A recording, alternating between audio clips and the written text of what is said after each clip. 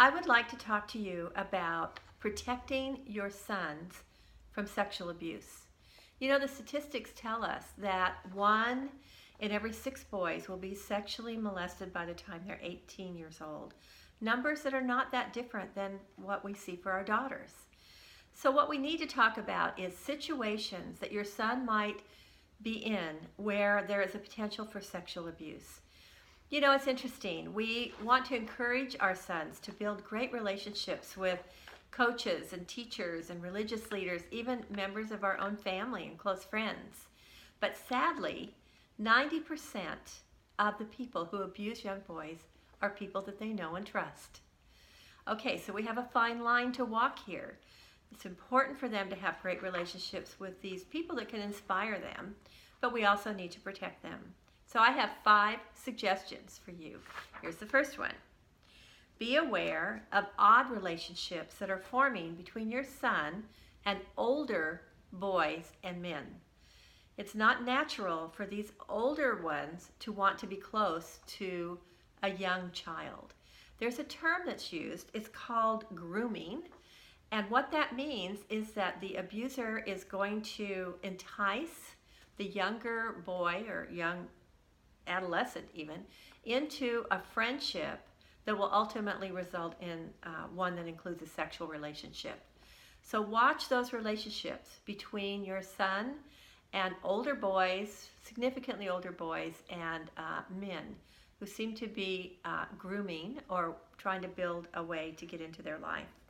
Secondly, if you have boys that are even as young as 4 or 5 years old, it's important for you to talk to them about what is a normal, healthy affection in a relationship and what isn't.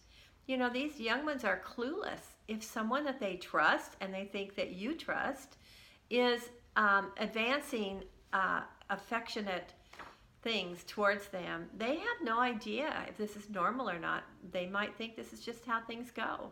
So you need to talk to them. You need to help them learn what is healthy and what is not normal. Okay, third, for your adolescents, it's important to get these discussions out in the open. Who's going to talk to them about sexual abuse if it's not you?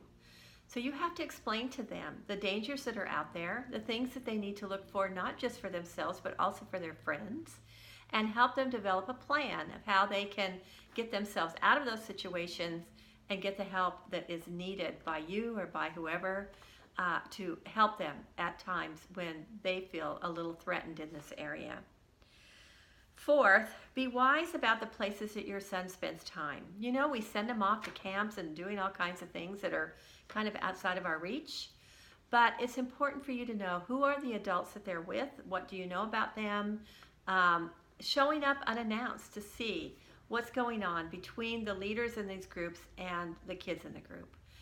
Those are very insightful moments when no one is expecting you to be there. Fifth, and I think this is also important to teach, particularly your adolescents, these abusers are liars. So they're going to threaten their victim, oftentimes threaten danger coming to their parents if they tell anybody what's going on.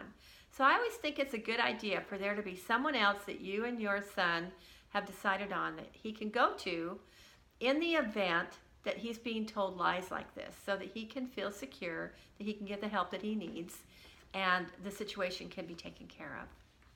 So, you know, it's important for you to be inquisitive, to shine a light on this topic as often as you can, and make sure that your son knows that you are there to protect him, you're going to trust him, and you're going to believe the things that he says to you.